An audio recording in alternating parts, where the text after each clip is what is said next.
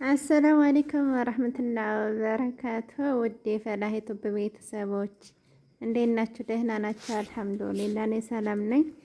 ኢድ ሙባረክ። እንኳን ለኢድ አልፈጥር በሰላም አደረሳችሁ አደረሰን። እንዴት ነበር ኢድ እናንተ ጋር? እኔ ጋር አልሐምዱሊላህ ሁሉም ሰላም ነው። ኢዱን በጣም ደስ ይል ነበር። የኢድ ዝግጅት ያው ቀርጬ ነበርና ከምተው ብዬ ነው። ኢዱ ካለፈ በኋላ ኢዱ ያው እስከ 3 ቀን ነው። ቢሆንም ደግሞ የኢድ ዝግጅት ከኢድ በፊት ነበር የሚለቀቀው። ያው ስላልሆነልኝ ከምተው ብዬ ነው። ቪዲዮ ከተመቻችሁ ላይክ አድርጉት። እንግዲህ ያው መጀመሪያ ጭማቂ ነው የሰራሁት ወይም ኪኒቶ ነው የሚሉት። ዞሮ በእኛ ጭማቂ ነው የሚባለው እና ዝጋያዋ ፍቁን ነው የሰራሁት። ፍቆላ ምናምን አላሳያቸውም ቪዲዮ እንዳይረዝም ብዬ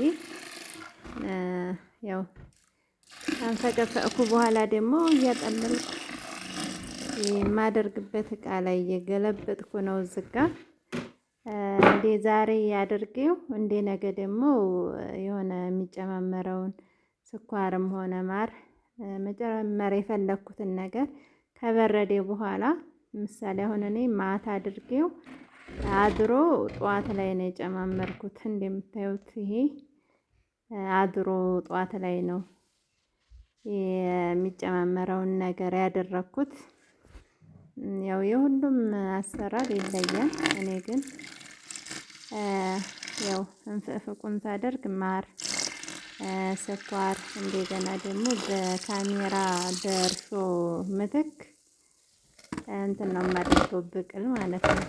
ቶሎ እንዳይፈላ የሆነ በቃ ቱግ ነው የሚለው ካሜራ ካለው ማለት ነው። እርሾ ካለው የዳቦ እርሾ ካለው ቶሎ ነው የሚፈላውና እኔ ግን በዛ ምትክ ብቅል ነው የማደርገው። እዚህ ጋር ያው ማሩን ነው እያደባለቅኩ ያለሁት ለብቻ ትንሽ ባሌ ላይ በደንብ አደባልቄ በማጥለያ ይሄ ተላይ ያለው እንዳይገባብኝ በማጥለያ ነው የምጨምረው ማለት ነው። እና ያው ጣዕሙን ደግሞ ልነግራችሁ አልችልም። በርግጥ ሰው ራሱ የሰራውን ራሱ ማድነቅ ደስ አይልም። ቢሆንም ደግሞ በጣም የሚጣፍጥ ጭማቂ ነው። ከለሩም እንደምታዩት በጣም ያምራል፣ በጣም ይጣፍጣል። እና ያው በድጋሚ እንኳን አደረሳችሁ ብያለሁኝ። የመዳም ቅመሞች ደግሞ አላህ ከሰው ቤት ገላግሏችሁ በራሳችሁ ቤት ያው ኢድን የምታሳልፈው አላህ ያደርጋችሁ። በተለይ ደግሞ በራስ ቤት እንደዚህ መድከም ሀቂቃ በጣም ደስታ አለው እና አላህ ከሰው ሀገር ይገላግላችሁ። አሚን በሉ። ደግሞ ዱአ አትናቁ። እና ያው በዚህ መልኩ የማሩን ይሄ ተላይ ያለው ምንድነው የሚባለው? ዞሮ ይሄ እንዳይጨመርብኝ በማጥለያ ያደረኩት በደንብ ደግሞ ጭምቅ አደረኩት። ያው እንትን እንዲወርድ ማለት ነው። እና እንደምታዩት ጭማቂያችን ይሄን ይመስላል። እዚህ ጋር ደግሞ ስኳር ለብቻ ካሟሟሁ በኋላ ልጨምር ነው ስጋ ያደረኩት። ያው እዚህ ዋናው ጭማቂው ላይ ካደረኩት ዝም ብሎ ከታች ቁጭ ነው የሚለው። ያን ያክል አይሟሟም። ለማሟት ይሟሟል ግን ሁሉም አይሟሟም። እና በዚህ መልኩ ነው ለብቻ መትቼ ካሟሟሁ በኋላ የምጨምረው ማለት ነው። እኔ ያው በአንድ ፊቱ አላደርግም ስኳር። ለምሳሌ አሁን ይሄንን ሳደርግ በቂውን አላደረኩም። ያው የተወሰነ እንዲፈላልኝ ብቻ ጭማቂው እንዲፈላ ማርም እንደገና ደግሞ ይሄ ስኳሩ ምናምን ጭማቂውን ስለሚያፈላው ለዛ ነው አሁን የማደርገው እንጂ በቂውን አላደረኩም። በቂውን የማደርገው ኢድ እንዴ ነገ ሊሆን እንዴ ዛሬ ማታ ጧትም ራሱ ባደርገው ይደርሳል ከሰገዳ በፊት ማለት ነው።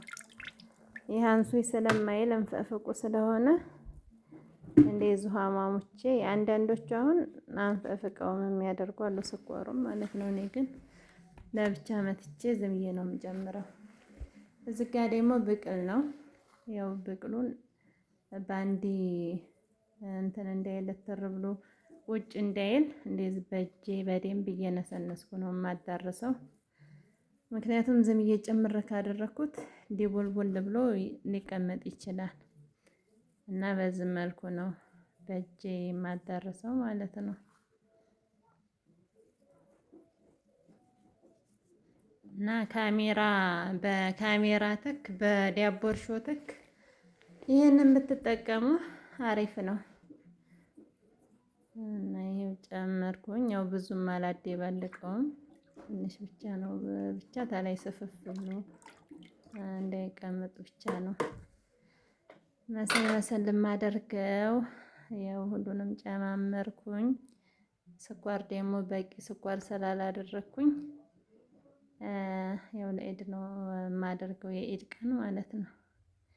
እዚህ ጋ ደግሞ ዳቦ ቆሎ እየቆረጥኩ ነው። ያው በመጀመሪያ እንደዚህ ካደወለቦልኩ በኋላ ነው የምቆርጠው።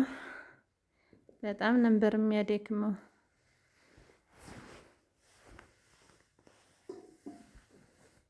እና ቢሆንም ብቻ አልሐምዱሊላህ እንኳን አይደለም ሰው በራሱ ቤት በአረብ ቤት ራሱ ብዙ ለፍተን ደክመናል። በራስ ቤት ደግሞ መድከም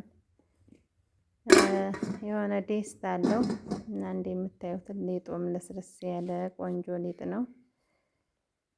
ሳምቡሳ ማነው ይቅርታ፣ ዳቦ ቆሎዬ ደግሞ ይሄን ይመስላል። አያችሁት? ፍልፍል ያለ አልተያያዘም ራሱ ሊጡ ሲያዩት ቀጠን ያለ ይመስላል፣ ግን እዚህ ጋር ቦልቡሌ ማነው ስቆርጠው በጣም ይመችም ነበረ። እንደገና ደግሞ ሰፌዱ ላይ ራሱ አልተያያዘም። በጣም ለየት ያለ ዳቦ ቆሎ ነው የሆነው። እዚህ ጋ ደግሞ በምጣድ ነው ሞቅ ሞቅ ያደረኩት፣ በእንጨት ምጣድ ማለት ነው።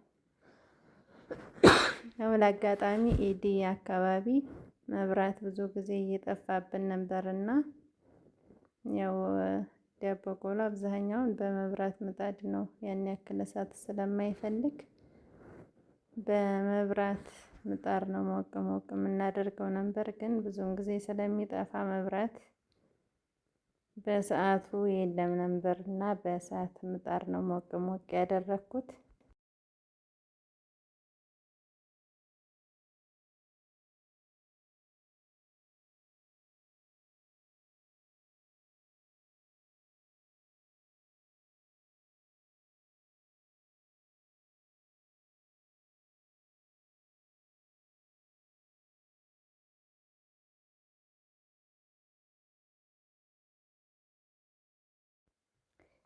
እና ዳቦ ቆሏችንም ያው ይሄን ይመስላል። ለአጋጣሚ ያው ከዴን አድርጌው ተስር ቃ ብሎብኛል።